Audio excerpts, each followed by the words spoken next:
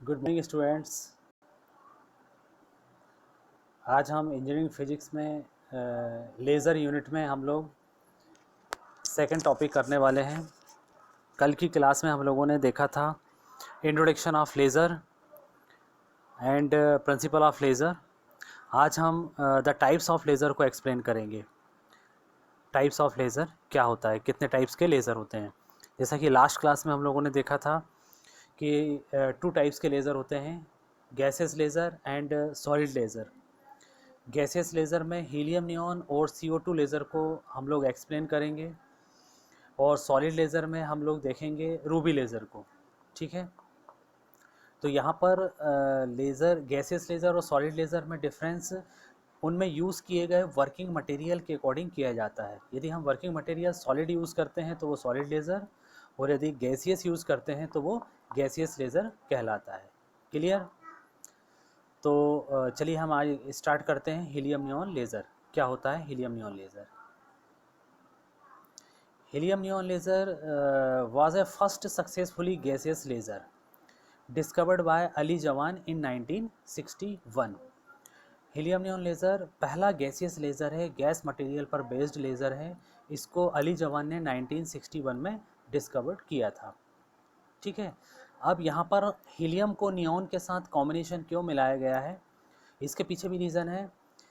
क्योंकि हीलियम की कुछ एक्साइटेड स्टेट जो होती है वो नियॉन के ग्राउंड के नियरेस्ट होती है। तो जब डिफ्यूज़न किया जाता है तो सबसे पहले हीलियम एक्साइटेड होगा और अपनी एनर्जी किसको ट्रांसफ़र कर देगा? नियॉन को। इसलिए दोनों का कॉम्बिनेशन बनाया गया है। तो इंट्रोडक्शन में हम लोग क्या बताएंगे? A helium neon laser usually called a helium neon laser is a type of small gas laser. Helium neon lasers have many industrial and specific use and are often used in laboratory demonstration of optics। ठीक है, helium neon laser बहुत ही useful laser है at present time. आप लोग अभी इसकी application देखोगे तो डेली रूटीन में इसका यूज़ किया जाता है। ठीक है, helium neon laser is a 4 level laser. ये 4 लेवल लेज़र है, मींस कि इसमें जो एटम होते हैं वो ग्राउंड स्टेट से 4th लेवल तक जंप कर जाते हैं। यहाँ पर पंपिंग इतनी स्ट्रॉन्ग यूज़ की जाती है कि ये जंप करके वहाँ पहुँच जाते हैं। ठीक है, जितनी ज़्यादा हम स्ट्रॉन्ग पंपिंग का यूज़ करेंगे हमें एक अच्छी लेज़र बीम ऑब्टेन होगी। ठीक है, it operate in continuous working mode, means CW mode पर बेस्ड है। रूबी लेज़र एक ऐसा लेज़र था जो CW मोड पर बेस्ड नहीं था, उसमें कंटिन्यूटी नहीं बन पाती थी। ठीक है, तो ये CW मोड पर बेस्ड है। क्लियर? तो यहाँ पर हम लोगों ने इंट्रोडक्शन में क्या देखा? हीलियम नियॉन लेज़र कैसा है? पहला सक्सेसफुली लेज़र है। ठीक है, इसको डिस्कवर किया था अली जवान ने 1961 में। ये 4 लेवल पंपिंग है। इसमें हीलियम और नियॉन के को एक फिक्स रेशो में मिक्स करके फिल्ड किया जाता है। और ये जो हीलियम नियॉन लेज़र है ये CW मोड पर बेस्ड है। चलिए हम सेकंड स्लाइड पर देखते हैं construction of helium neon laser. यहाँ पर आपको कंस्ट्रक्शन दिख रहा है, इसका डिज़ाइन दिख रहा है। इसके कंस्ट्रक्शन में हम बेसिकली 3 बातों का ध्यान रखते हैं। सबसे पहले वर्किंग मटेरियल, दूसरा पंपिंग, और थर्ड होता है ऑप्टिकल रेजोनेटर। तो वर्किंग मटेरियल के रूप में हम क्या करते हैं? यहाँ पर आप लोगों को एक ग्लास का ट्यूब दिख रहा है, एक डिस्चार्ज ट्यूब होता है। ठीक है, इसमें हम हीलियम और नियॉन के मिक्सचर को एक फिक्स रेशो में, मींस 10 और 1 के रेशो में, मतलब कि हम हीलियम को लेते हैं 10 और नियॉन को लेते हैं 1, हम इसमें मिक्स करके फिल्ड कर देते हैं। ठीक है, सेकंड होता है पंपिंग प्रोसेस। पंपिंग क्या होती है? पंपिंग का मतलब होता है कि एटम को एक्सटर्नल फोर्स लगाकर ग्राउंड स्टेट से जंप करा के हायर स्टेट पर पहुंचाना, ये कहलाता है पंपिंग। तो यहाँ हीलियम नियॉन लेज़र में हम एक स्ट्रॉन्ग पंपिंग प्रोसेस का यूज़ करते हैं। यहाँ पर हम लोगों ने रेडियो फ्रीक्वेंसी जनरेटर का यूज़ किया है, जिसकी रेंज अप्रॉक्सीमेट 4×10⁻7 हर्ट्ज़ होती है। ठीक है, थर्ड पॉइंट होता है ऑप्टिकल रेजोनेटर। इसमें हम क्या करते हैं? जो डिस्चार्ज ट्यूब है इसके दोनों एंड में से किसी एक एंड को हम कैसे बनाते हैं? पार्शियली ट्रांसपेरेंट, और सेकेंड एंड को हम टोटली रिफ्लेक्टर बनाते हैं, जिससे कि laser beam partially transparent part से ही बाहर निकले, जिससे लेज़र की एक प्रॉपर्टी होती है यूनी डायरेक्शनल, वो यहाँ पर फुलफिल हो। क्लियर? तो इसके कंस्ट्रक्शन में हमको दिख रहा है, हम लोगों ने एक डिस्चार्ज ट्यूब लिया है, ठीक है, हीलियम और नियॉन के मिक्सचर को फिल्ड कर दिया है, एक स्ट्रॉन्ग पंपिंग प्रोसेस यूज़ की है और ऑप्टिकल रेजोनेटर से इंस्ट्रूमेंट को सेट किया है, ठीक है। थर्ड पार्ट हम इसका देखते हैं। थर्ड पार्ट क्या आता है, वर्किंग। अब वर्किंग में आप लोगों को दिख रहा है यहाँ वर्किंग का एक डायग्राम है, इसको एनर्जी डायग्राम भी कहा जाता है। ये वर्किंग डायग्राम है, 4 लेवल पंपिंग पर बेस्ड है।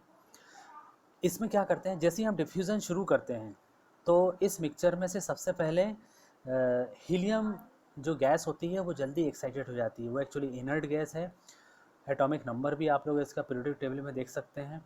तो सबसे पहले एक्साइटेड होकर और ग्राउंड स्टेट से ये हायर स्टेट पर जंप कर जाती है, मींस पंपिंग हो गई इसकी। अब ये एक्साइटेड स्टेट पर पहुंचकर अपनी एनर्जी नियॉन को ट्रांसफ़र कर देती है और वापस ग्राउंड स्टेट पर आ जाती है। अब एक्साइटेड स्टेट में प्रेजेंट नियॉन जो हीलियम की एनर्जी को एब्जॉर्ब करता है और एक्साइटेड होकर क्या होता है, अपर स्टेट पर पहुंच जाता है, ठीक है। अब इसके बाद पॉपुलेशन इन्वर्जन की प्रोसेस कंप्लीट होती है। पॉपुलेशन इन्वर्जन क्या होता है, एक्साइटेड स्टेट में नंबर ऑफ एटम को इंक्रीज करने की मेथड पॉपुलेशन इन्वर्जन कहलाती है, ठीक है। तो जैसे ही नंबर ऑफ एटम नियॉन के इंक्रीज होते हैं तो हम एक्साइटेड स्टेट पर एक्सटर्नल एनवायरनमेंट से स्टिमुलेशन कराते हैं, जिससे कि नियॉन एटम एक्साइटेड होकर सेचुरेशन की स्थिति में वो आ जाता है, हायर लेवल से लोअर लेवल की तरफ मूव करता है। तो E3 जो एक हायर लेवल होता है, वहाँ से E2 एक अदर लोअर लेवल है, वहाँ पर मूव करता है, तो हमें एक स्ट्रॉन्ग लेज़र बीम मिलती है जिसकी रेंज 6320 एंगस्ट्रॉम के करस्पॉन्डिंग होती है। तो ये हमें कंटिन्यूस इस तरीके की बीम मिलती रहती है क्योंकि ये CW मोड पर वर्क करता है, ठीक है। तो हमें एक पिंक कलर के आसपास एक लेज़र बीम ऑब्टेन हो जाती है, ठीक है।